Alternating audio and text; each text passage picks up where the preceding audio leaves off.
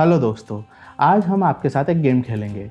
मैं एक नाम बोलूँगा और उसको सुनकर आपके मन में जो भी नाम आए वो आप मुझे कमेंट में लिख के बताएंगे।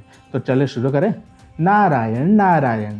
नारद मुनि हम हर उस आदमी को कह देते हैं जो चुगली करता है या बातें इधर उधर करके लड़ाइयाँ करवाता है, लेकिन नारद मुनि इनमें से कुछ ना होकर इसके अलावा बहुत कुछ है। स्वागत है आपका आर्यवर्त क्रॉनिकल के एक और एपिसोड में, जहाँ पर हम देव ऋषि नारद के बारे में चर्चा करेंगे। अगर आप हमारे चैनल पर नए हैं तो चैनल को सब्सक्राइब करें और बेल नोटिफिकेशन ऑन करें ताकि सभी वीडियो की जानकारी आप तक सबसे पहले पहुंच सके। तो चलिए बिना किसी विलंब के वीडियो में आगे बढ़ते हैं।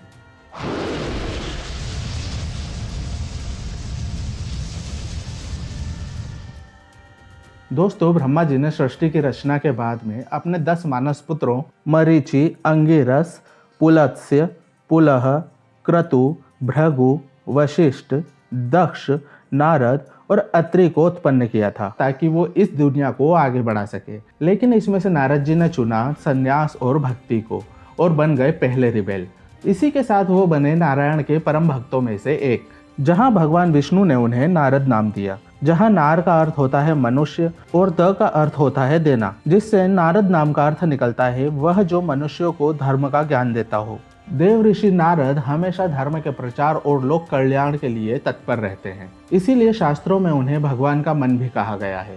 इसी कारण सभी युगों, सभी लोकों, समस्त विद्याओं और समाज के सभी वर्गों में नारद जी का एक अलग ही महत्वपूर्ण स्थान रहा है। सिर्फ देवताओं में ही नहीं बल्कि दानवों ने भी सदैव उनका आदर किया है और समय समय पर सभी ने उनसे परामर्श भी लिया है। हम उनकी महानता का अंदाजा इससे भी लगा सकते हैं कि श्री भगवत गीता के 10वें अध्याय के 26वें श्लोक में स्वयं भगवान श्री कृष्ण ने उनकी महत्ता को स्वीकार करते हुए कहा है कि देवर्षिणाम च नारदम, मतलब मैं देवर्षियों में नारद हूँ। इतनी ऊंची जगह है उनकी। अगर आपको अभी भी लगता है कि देवर्षि नारद बातें इधर उधर करने वाले व्यक्ति हैं, तो हम उनके शिष्यों और उनसे इन्फ्लुएंस लोगों की चर्चा करते हैं।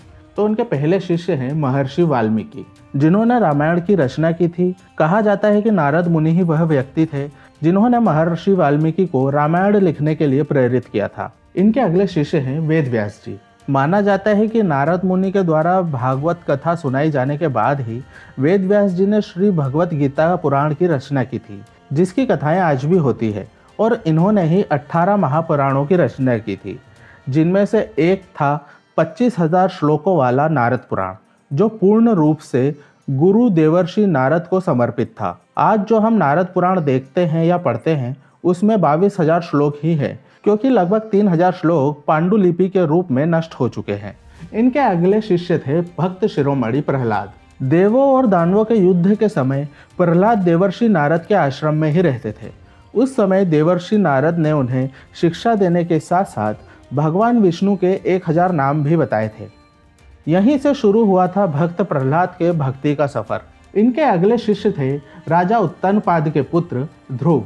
देवर्षि नारद से शिक्षा प्राप्त करने के बाद ध्रुव भगवान विष्णु की भक्ति में इतने मग्न हो गए कि वह आज भी ध्रुव तारा बनकर आकाश गंगा में चमक रहे हैं। इसी के साथ साथ देवर्षि नारद ने महाभारत के समय पर युधिष्ठिर को भी कई जगह पर शिक्षा और ज्ञान दिया था। उन्हीं के कहने पर युधिष्ठिर ने राजसु यज्ञ किया था, जहाँ शिशुपाल को भगवान श्री कृष्ण ने उसके पापों का दंड दिया था। और जब महाभारत का युद्ध समाप्त हुआ तो देवर्षि नारद ही वह व्यक्ति थे जिन्होंने युधिष्ठिर को राजनीति, संन्यास और स्वर्ग यात्रा का ज्ञान दिया था। अगर हम सनातन धर्म में हुई घटनाओं को एक पुस्तक की तरह देखें तो देवर्षि नारद वह धागा है जिन्होंने इस पुस्तक को बांध रखा है। देखा जाए तो देवर्षि नारद ही एक रियल इन्फ्लुएंसर है जो डेस्टिनीज को इन्फ्लुएंस करते थे। इससे होता ये था कि जो घटनाएं होने में बहुत समय लग जाता वो भगवान की लीला के अनुसार समय पर हो जाती थी। नारद जी एक ट्रू मैसेंजर थे, इसीलिए हर साल नारद जयंती के दिन ही हिंदी पत्रकारिता दिवस मनाया जाता है। तो अगर अब अगली बार आप किसी को नारद मुनि बोलने का सोचें तो पहले एक बार सोच लेना कि क्या वो इतना कैपेबल है। आपको ये वीडियो कैसा लगा हमें कमेंट करके ज़रूर बताएं और इस वीडियो को अपनी फैमिली और फ्रेंड्स के साथ ज़रूर शेयर करें। मिलते हैं अगले वीडियो में, तब तक के लिए जय श्री महाकाल।